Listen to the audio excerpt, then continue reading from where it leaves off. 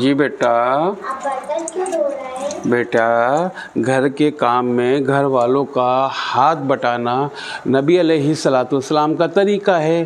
آپ علیہ الصلوۃ والسلام امی عائشہ صدیقہ رضی اللہ تعالی عنہا کو آٹا تک گون کے دیا کرتے تھے، پتہ ہے آپ کو؟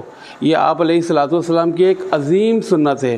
جب ہم نبی علیہ الصلوۃ والسلام کی چھوٹی چھوٹی سنتوں پہ عمل کریں گے نا، ہماری دنیا بھی اچھی اور آخرت بھی اچھی۔ اچھا پپا۔ جی بیٹا۔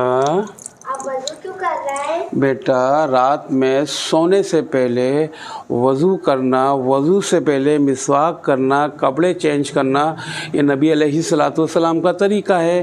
یہ نبی علیہ الصلوۃ والسلام کی چھوٹی چھوٹی سنتیں ہیں، جب ہم اپنے اوپر لاگو کریں گے انشاءاللہ ہماری دنیا بھی اچھی، آخرت بھی اچھی۔ اچھا پپا۔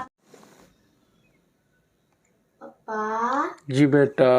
آپ سرما کیوں لگا رہے ہیں؟ بیٹا رات میں سونے سے پہلے سرما لگانا نبی علیہ الصلوۃ والسلام کا طریقہ ہے۔